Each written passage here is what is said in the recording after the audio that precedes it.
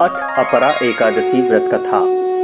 एक बार युधिष्ठिर ने भगवान श्री कृष्ण से कहा, हे श्री कृष्ण, ज्येष्ठ कृष्ण एकादशी का क्या नाम है तथा उसका महात्म्य क्या है, सो कृपा पूर्वक कहिए। भगवान श्री कृष्ण कहने लगे, हे राजन, यह एकादशी अचला तथा अपरा दो नामों से जानी जाती है। पुराणों के अनुसार ज्येष्ठ कृष्ण पक्ष की एकादशी अपरा एकादशी है, क्योंकि यह अपार धन देने वाली है। जो मनुष्य इस व्रत को करते हैं वे संसार में प्रसिद्ध हो जाते हैं। इस दिन भगवान त्रिविक्रम की पूजा की जाती है। अपरा एकादशी के व्रत के प्रभाव से ब्रह्महत्या, भूत योनि, दूसरे की निंदा आदि के सब पाप दूर हो जाते हैं।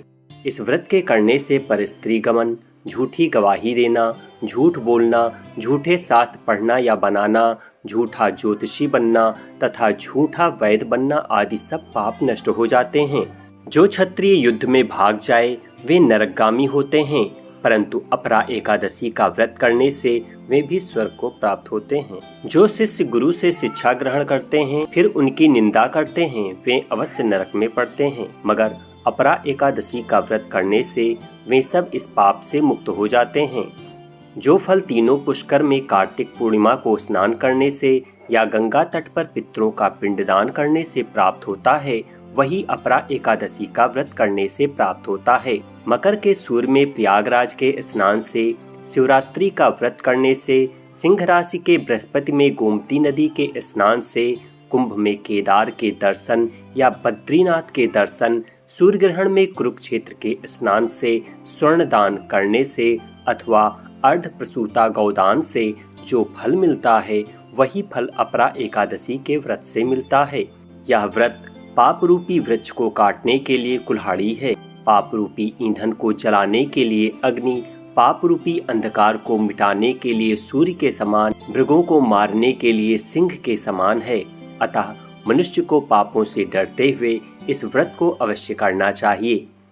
अपरा एकादशी का व्रत तथा भगवान का पूजन करने से मनुष्य सब पापों से छूटकर विष्णु लोक को जाता है।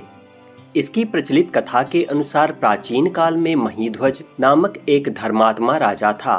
उसका छोटा भाई वज्रध्वज बड़ा ही क्रूर, अधर्मी तथा अन्यायी था।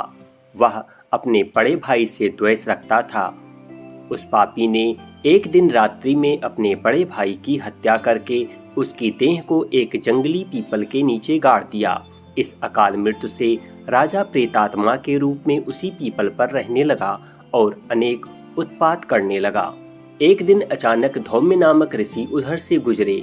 उन्होंने प्रेत को देखा और तपोबल से उसके अतीत को जान लिया।